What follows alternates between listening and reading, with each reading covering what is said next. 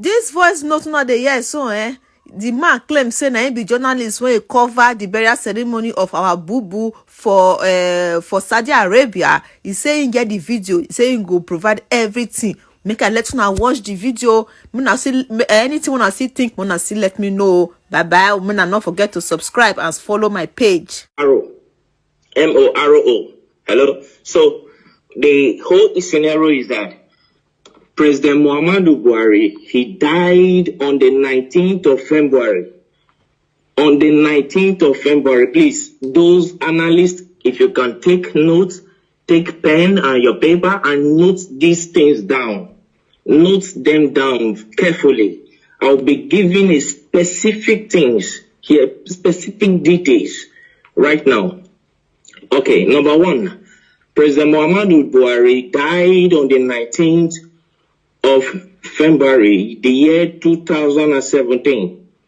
He died in Newcastle, in Freeman Hospital, Newcastle. He died as a result of heart problem, heart disease, which the Nigeria presidency failed to disclose. On the 19th of February, I was in London by the special grace of God. I'm a journalist.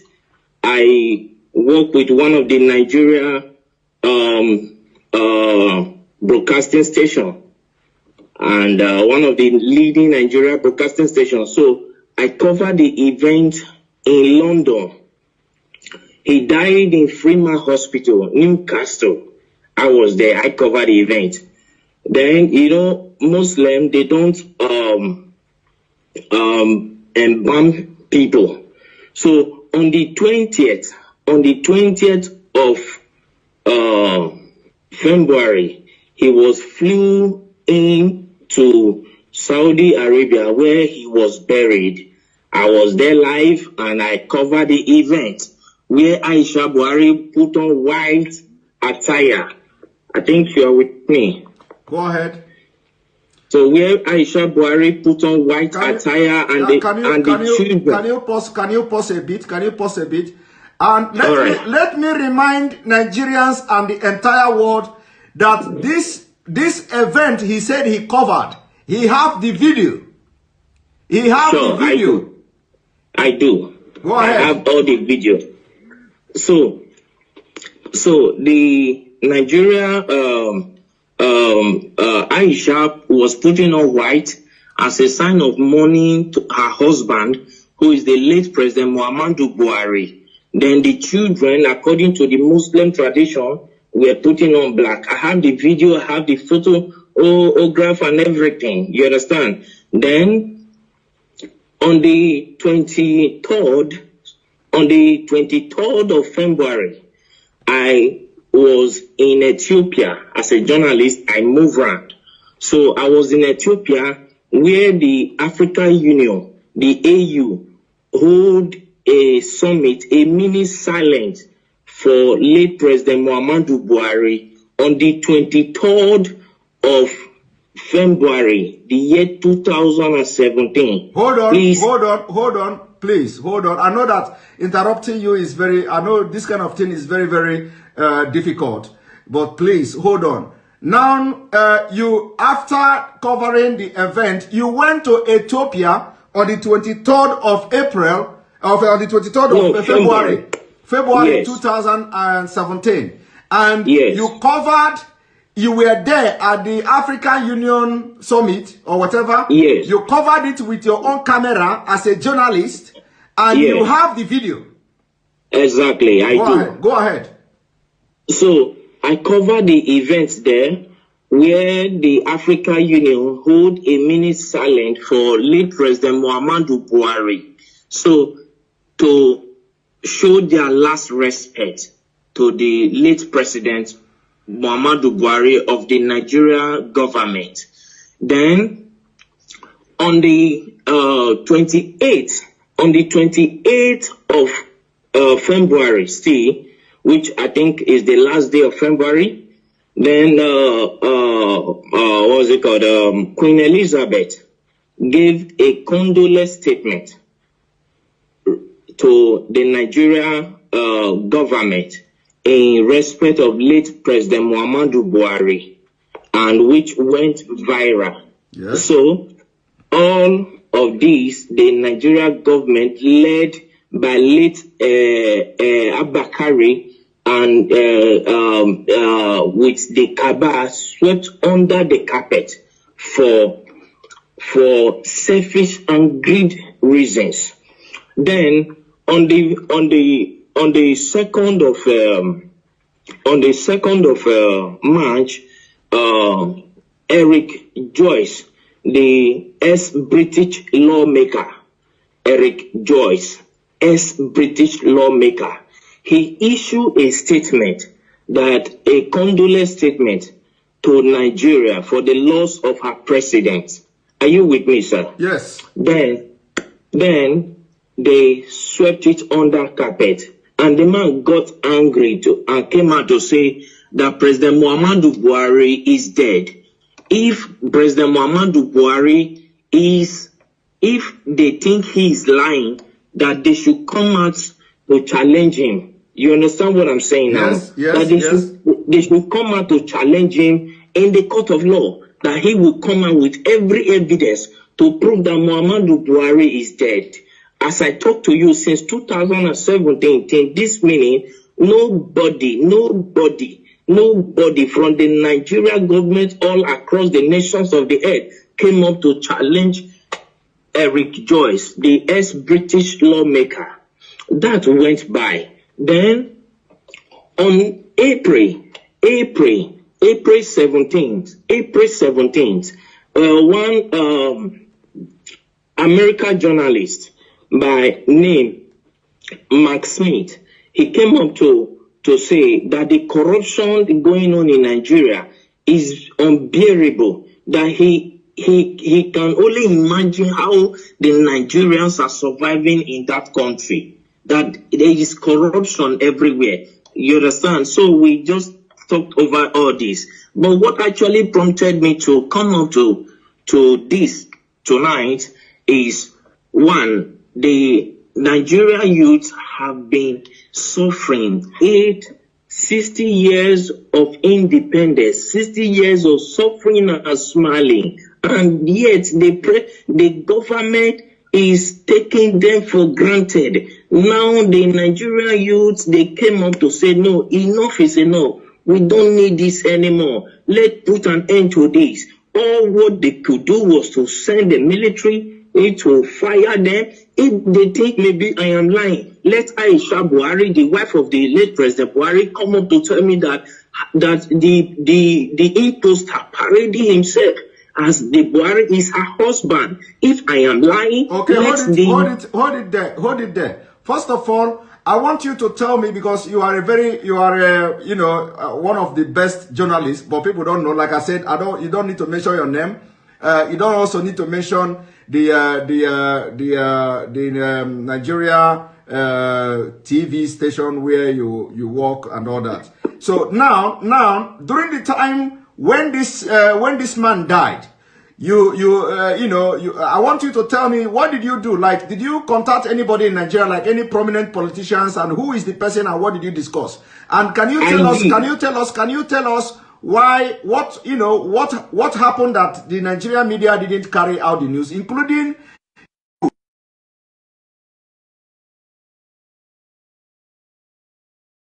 fortunate that Abakari is dead.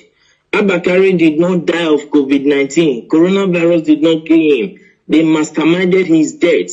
That is number one. I have proof for everything I'm saying, because I am a media personnel, and for me to say whatever thing, I know I can prove it anywhere on the earth. You understand what I'm saying? First and foremost, when after that we came to Nigeria and we tried to publish the news. Let me state categorically, I don't want to mention the name of the broadcasting this thing I work with. Don't mention it. Our firm was suspended by the National Broadcasting Commission, NBC, National Broadcasting Commission, suspended our firm, broadcasting station from airing because we carried the news. Because then you were, because they know, they have information that you were there. You were there, and you followed everything. So when you came to Nigeria, they suspended you they suspended your pay. So I'm coming to that, sir. Coming to that, sir. Let's not rush it. Abakari called me to Aso Rock. You understand what I'm saying? Yes. So I flew into Abuja to go and see him, and he told me that if I can keep quiet, that my safety to be alive will be guaranteed, and for my generation to come, no, we suffer again as a result of the bribe he was offering me. You understand what I'm saying? Yes. So I told him, accepting bribe is not the problem, but my conscience will judge me till I die. Yes. So I cannot do that. And to God who made me, I'm saying this categorically, and God Almighty is my witness. I did not take a dime from him. So I left. Then I called Bola Tinubu Asiwaju, the Lagos State richest man on earth. Let me use the word. So I called him on his MTN line. I can call the line now, the MTN line that I use in reaching him. I can say it here. The number is 080-622-40104. That is the number I use in calling Bola Tinubu Asiwaju. So I called him on phone to tell him about the development, and he came on to tell me that I should shut up, I should keep quiet, and so many other trash and nonsense that he told me that at the end of the day I was suspended from my work.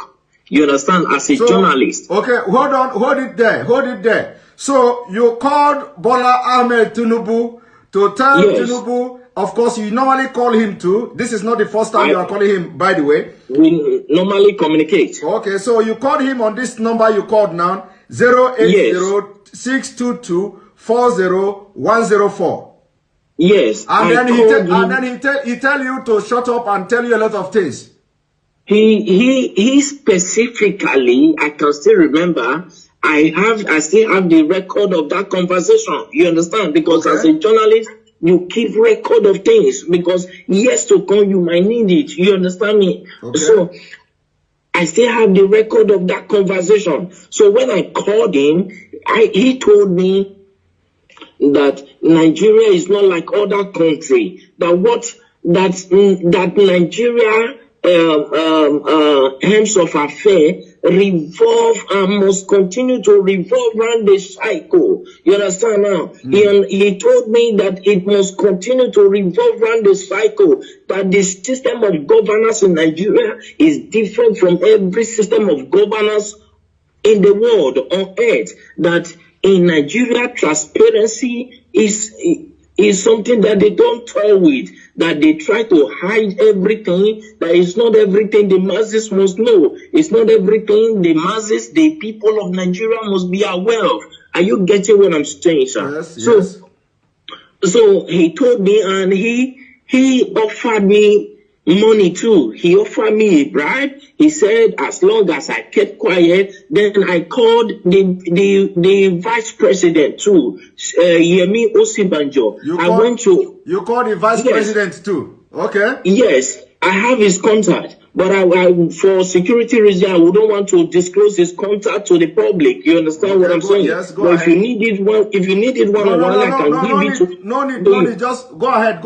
No need. So I called Professor Yemi Osibanjo. I called him. I went to his office to meet him in Aso Rock in Abuja. So when I got there, and I told him, sir, we understood, because I was the one that covered that news. I'm from so place. I introduced myself to him, and he welcomed me. He sat me down. I told him this according to the law that I know, because my father is in Nigeria. You understand me now? My father is in Nigeria. My mother is from the British. Is from England. So I told him that according to the laws that are known in Nigeria, when the president died, the vice president automatically will become the president. You understand? As a way of moving the country forward. He said that the Nigerian government is not run in that system. I said, no, when Goodluck Jonathan was there, that was what happened. When the president died, he was the vice president and he came up to be the president. You understand what I'm saying? And he said, please, for my safety, I should keep quiet and go my way. That the course of things will play out by itself in Nigeria. The reason I got to understand that. Can you pause a little bit, please? I know that this is very difficult, when I'm, pausing you all the time. So, is it that because of the way you have actively trying to air this news was the reason why you were suspended and sacked or something? I wasn't sacked, sir. I was suspended. Okay, you were suspended. Okay. So was it the reason? Was it the reason you were suspended? Yes. Okay. All right. Go because ahead. I told them that I will publish it. Then, as at that time, I was receiving so many threats. Like, seriously, people started threatening my life, threatening me here and there. Then I called, what's it called? El-Rufai, because El-Rufai was there when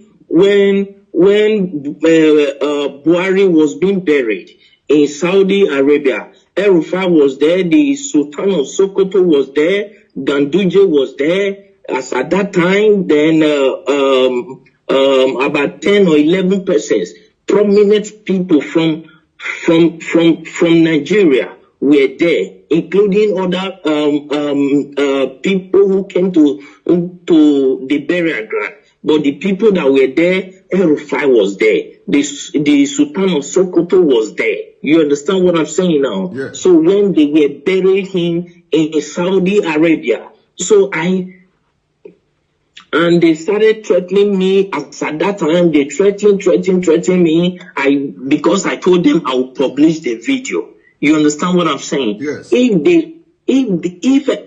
I understand that many of them are hearing me right now. I understand that many of them will come up to say it's a lie, nothing like that happened. But if any of them can come up to challenge me that this and this and this I'm saying now never happened, I will be very glad, because I will pick it up from there. I will take it to the court, to the International Court of Law. Let Aisha Buhari come up to tell me that the man he's posting as a Buhari is the real Buhari. I will come up with every evidence, including the video of how he was wrapped with the Nigeria flag, yes, with the green, white, green cloth. Okay. I will come up with the video of everything. Okay, let them come out and challenge me. Okay, hold it there. So actually, the video and all these pictures were taken away from you, but you have your own backup as a journalist.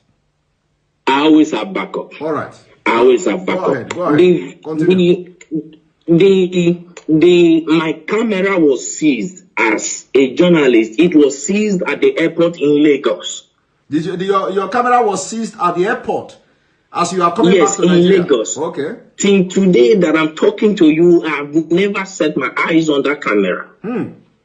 But you have backup. You understand what they didn't know that. You know they are Of course, I have all my backup. Even this evening, I was going through the backup. I was playing all of them. I was going through them again. So if they want to debunk this thing, I'm saying that it's a lie. Nothing like that happened. How come the AU, the Africa, our presidents, had a minute silent for them? As at that time, I could remember I called the president of Ghana on this issue. The president of Ghana told me that it is not in their interest that if the people of Nigeria cried out for 30 days, that is when they will take up the case, that the AU will take up the case. As long as nobody has cried out, that it is assumed that they understood what is going on, that in Nigeria is not Ghana. That is what the president of Ghana told me. You understand what I'm saying now? Yeah. I understand that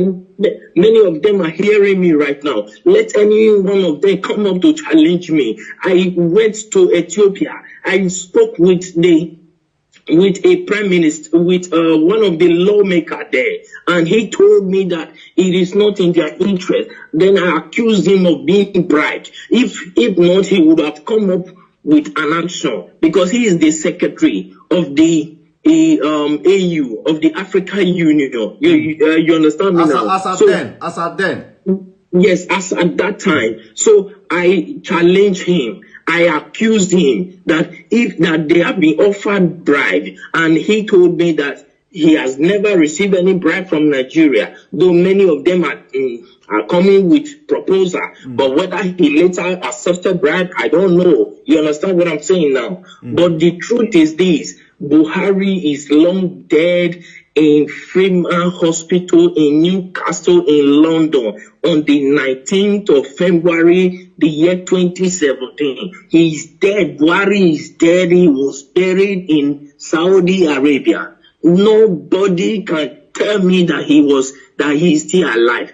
Buhari, that I know, if you look, when Nnamdi Kanu came up, you understand, they said that he's talking rubbish. I have never met Nnamdi Kanu on face to face. He doesn't even know me. He doesn't even know whether I'm fair or black. He doesn't know me. And I've never given him anything. He has never given me anything. You understand now? But the truth is, as a journalist, I swore an oath to stand by the truth at all times. Irrespective of what may be at stake, I swore an oath to God and to humanity. And now you no longer work with this television station, and now because of what is going on in Nigeria, you are ready to shatter the table. If I am not answerable to any Nigerian authority, you understand now? When I was suspended, I was waiting if my suspension would be lifted. I waited for a period of 6 months. My suspension was not lifted. Then I resigned. I sent them my resignation letter. Then I left. I started my own firm by myself. You understand me now? Which I am growing by the special grace of God. You understand what I'm saying now? Then what we do, because a lot of people, of course, a lot of people are demanding that we are not going to discuss here, whether we are going to, how we're going to bring video to start flashing and stuff like that, because we want to be killing them, slowly. So we want to be killing them slowly. It is not going to be boom. So a lot of people are saying we should bring the video, We are not going to respond to that at this point, whether we are going to bring the video or not. But so long as they are following the program, following what we're doing, the videos and evidences will be dropping bit by bit. All right. Thank you very much. The issue is, thank you, sir. Please, I want to say something, sir. Okay, go ahead. Thank you very much. I appreciate you. I appreciate what you are doing, and I appreciate the good people of Nigeria who stood up to say, no, we cannot face this anymore. I appreciate all of you. But one thing we must understand is the spirit of unity has to be strong in the Nigeria youth. You understand what I'm saying? Because any protest that does not last for 30 days cannot draw the attention of the European Union and the African Union. You understand now? Yes. So if I'm saying this to the Nigeria youth so that they will understand what they are doing. You understand? Because right now, revolution is what is needed. That is why the Nigeria government are doing everything to block everywhere. That is why they paid people to go and shoot. Those are the people, those are the military. The military that Buhari ordered the shooting, and the governor of Lagos State, Sanwo-Olu said that there was, at first I watched him. He said there was nothing like that. Then I called him on the phone. That was day before yesterday. You called someone on the phone. You called someone on the phone the day before yesterday. I have their number. I called him on the phone and I asked him, why are you saying this? It is obvious across the nations of the earth. Why are you saying this? People will come after you. The Nigerian youths that I know there are calm, but when you toy with their simplicity, they will come after you. You understand what I'm saying? Yes. Then I believe that was later when he came up to say that they thought nobody died, but he began to look for possible means to change his mouth. Then I called Bola Asiwaju. Then when I learned that he was in France, I flew into France to go and see him, but I was not allowed to see him in his France mansion. You understand? Then I called him on his phone. His phone was switched off and he couldn't attend to my call. Then I went to his LinkedIn page. Yeah, I went to his LinkedIn page to contact him. And when I contacted him, he told me that he was never the one that ordered the shooting, though he was aware of it. I was asking him, why did you order people to remove that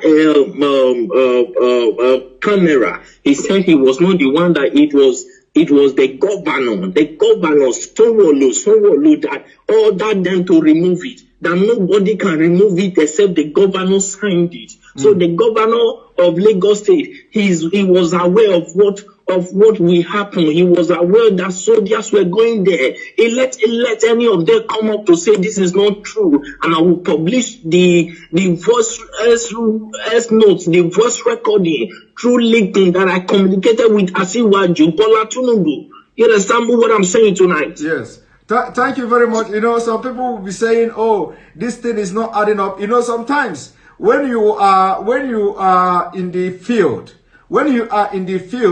the way this Nigeria politicians, the way this Nigeria story goes, you know, sometimes it will go up and go down. Some people may not be, you know, getting the point. Some people may not understand, you know, why would you go to France? Why would you do this? You know, but when a journalist who is like, you know, dealing with all these politicians in Nigeria, and you want to be the person to have the first-hand information of whatever that is happening, and especially when you are out of the game, especially from the Nigeria space, and now you want to be, you want to have first-hand information of what is going on. You know, sometimes when something like this happens, of course, you can fly to anywhere just to get the information and get the first-hand information, you know, to have it in your own space. But anyway, sure. I must thank you very much. This is the first time you are talking to anybody about this. Yes. This is the first time ever you are talking to anybody about this. We are going to continue our discussion. It is not going to be online. It is not going to be live.